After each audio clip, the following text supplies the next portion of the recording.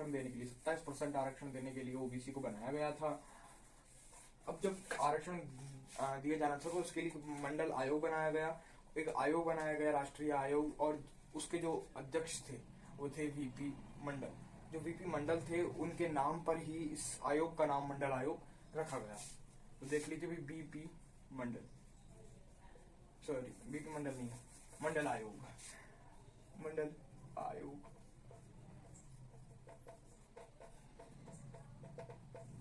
देखिए मंडल आयोग की अगर बात करें तो 1977 से लेकर 79 हमको पता है किसकी सरकार रही थी, आप सब लोग बताएं।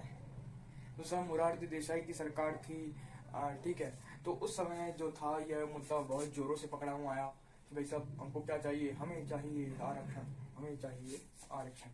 तो आरक्षण की बात उस समय कही गई थी कि भैया आरक्षण की मांग की गई थी ओबीसी के द्वारा। अब ओबीसी अदर बैकवर्ड क्लास, इसका जो निर्धारण है वो किस तरीके से किया गया था।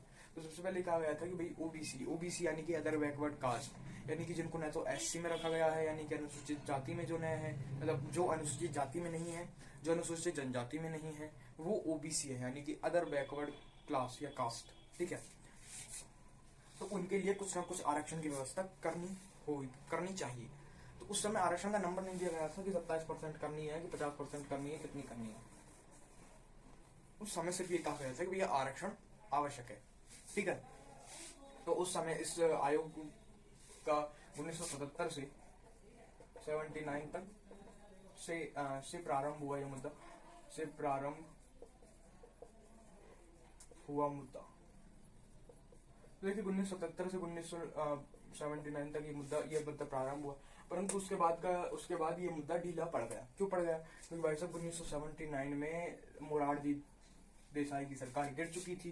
तो देखिए हम लोगों के भारत में यह प्रथा बहुत प्राचीन समय से चली आ रही है कि भाई कोई सरकार अगर कोई नीति लागू करती है तो दूसरी बार आने वाली सरकार उस नीति को सबसे पहले हटाती है, चाहे वो नीति सही हो, पर उसको हटाती जरूर है, उसके ऊपर काम नहीं करती है।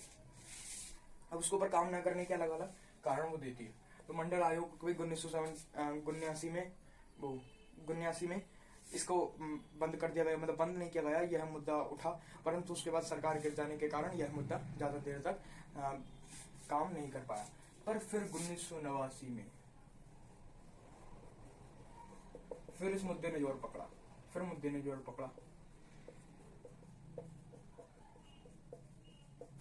क्यों पकड़ा भाई साहब मुद्दे ने जोड़? क्योंकि भाई साहब बिंदेश्वरी प्रसाद, मतलब सॉरी विश्व प्रताप जो थे, विश्व प्रताप सिंह जी, वीपी सिंह जी, वो उसी पार्टी से रिलेटेड थे जो मोरारजी देसाई की उस समय की जो पार्टी थी, मैंने बताया ना, वो मतलब सेम पार्टी की बात थी। तो भाई साहब पार्टी का मुद्दा पहले आएगा, देश का नाम ही नहीं है लिस्ट में, पार्टी पहले, देश तो मैंने कहा है, लिस्ट में ही नहीं है, लिस्ट में लिखना बोलेगा, वो क्या पार्टी की लिस्ट थोड़ी लंबी हो रही थी, वो अलग से पेज जोड़ना पड़ा। तो इसीलिए पार्टी सेम थी, दोनों की पार्टी सेम थी। तो दूसरी बार जब पार्टी की सरकार आई तो सब वो मुद्दा बहुत अच्छे ढंग से उभर कर सामने आने लगा।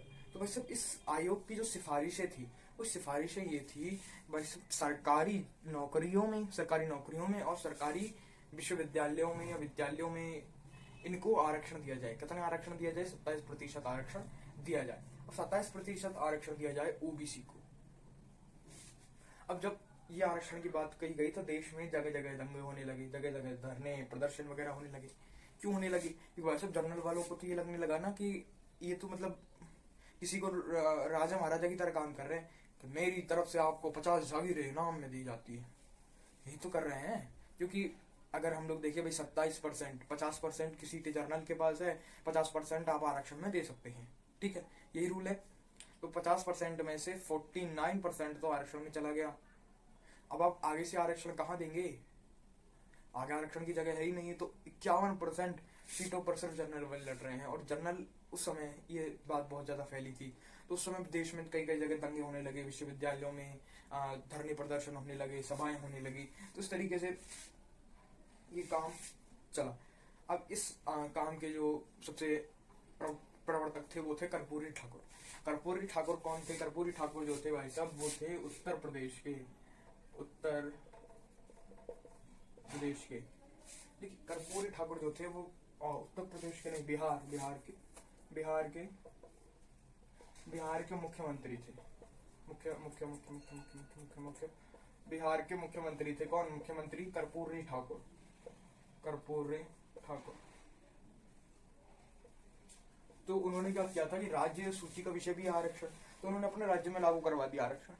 ठीक है, अब राज्य में जब आरक्षण लागू हो गया, मतलब उन्होंने अपने राज्य में नहीं करवाया आरक्षण लागू, केंद्र में उन्होंने आरक्षण लागू करवाने की बात कही। क्यों कही? इसकी किसकी तर्ज पर कही कि भाई दक्षिण के राज्य जो थे उनमें इस तरीके की व्यवस्था थी कि भाई सब ओबीसी को आरक्षण दिया जा रहा था। तो उन्होंने कहा कि भैया जब ओबीसी को दक्षिण के क्षेत्रों में दिया जा रहा है तो उत्तर भारत क्यों नहीं, उत्तर भारत में भी दिया जाना चाहिए। तो उन्होंने ये बात कही। अब भाई सब बहुत ज्यादा देश में सभाएं हुई, बहुत ज्यादा आलोचना की गई मंडल आयोग की, बहुत ज्यादा मंडल को इसके बहुत ज्यादा वो किया गया, परंतु मंडल आयोग लास्ट में लागू कर दिया गया। कब किया गया? 1990 में, 90 में आयोग लागू हो गया। आयोग लागू मतलब आयोग की नीतियां बोल सकते हैं, नीतियां लागू हो गई, नीतियां लागू हो गई। अब इस आयोग से संबंधित कुछ चीजें हैं जिनके बारे में हम लोगों को और गौर करना होगा। पहली है कि भैया इसके खिलाफ एक केस भी आया था जिसको हम लोग कहते हैं Indira Sahni case. Indira Sahni case, Indira Sahni case आया था इसके खिलाफ, वो सुप्रीम कोर्ट में दायर किया गया था। इंदिरा साहनी केस, इंदिरा साहनी जो थी वो महिला थी, उन्होंने ये केस दायर किया था सरकार के खिलाफ। ठीक है, अगर आप कहीं पर सर्च करेंगे या देखेंगे तो इसमें ये भी लिखा सकता है कि मंडल बनाम इंदिरा साहनी केस। तो सुप्रीम कोर्ट में ये केस दायर किया गया था। तो सुप्रीम कोर्ट में जब इसकी सुनवाई हुई तो सुप्रीम कोर्ट ने सरकार का जो निर्णय था उसको सही बताया और नवंबर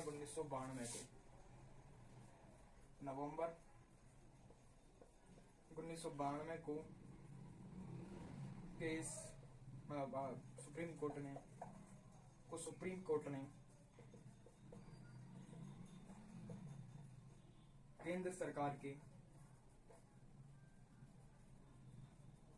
निर्णयों को सही बताया।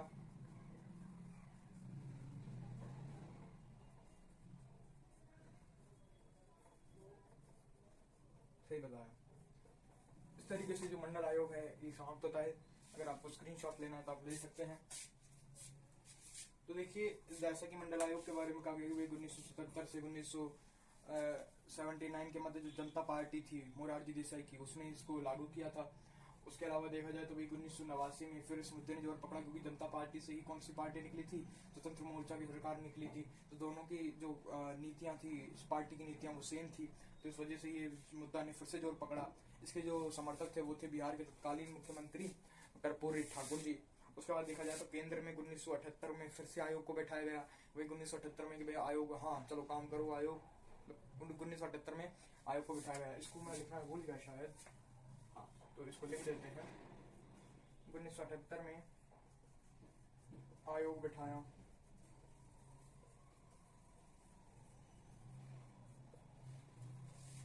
ठीक है, इस आयोग को क्या नाम दिया गया? इस आयोग को नाम दिया गया दूसरा पिछड़ा वर्ग आयोग। ये भी मैं लिखना भूल गया, कोई बात नहीं। आयोग का नाम था दूसरा पिछड़ा वर्ग आयोग। दूसरा पिछड़ा वर्ग आयोग, दूसरा पिछड़ा वर्ग आयोग, ये आयोग का नाम था। ठीक है, अब अगर देखा जाए कि भाई आयोग का नाम दूसरा पिछड़ा वर्ग आयोग था, इसके बाद अगर और चीजें देखी जाए तो भाई सिफारिशें क्या थी कि सरकारी नौकरियों में और सरकारी विद्यालयों में ओबीसी को आरक्षण दिया जाए 27%। इसके खिलाफ सुप्रीम कोर्ट में इंदिरा साहनी केस भी आया। इंदिरा साहनी के मामले में 1992 में सुप्रीम कोर्ट ने कहा कि भैया सरकार जो कर रही है is a good decision for everyone. तो इस तरीके से ये जो मंडल आयोग का विवाद था ये सुलझा 1992 में। इसके ऊपर कई विरोध वगैरह भी हुए। दिल्ली के अंतर्गत एक विश्वविद्यालय छात्र ने अपने आप को जिंदा जला लिया, आग लगा लिया अपने आप को, और भी कई सारी इसके ऊपर घटनाएं हुई। तो आई होप आपको ये टॉपिक समझ में आया होगा। अगर वीडियो पसंद आई और टॉपिक समझ में आया तो वीडियो को लाइक शेयर जरूर करें और वीडियो पर कमेंट जरूर करें और हमारे चैनल को सब्सक्राइब करना ना भूलें। वीडियो को अंत तक देखने के लिए धन्यवाद।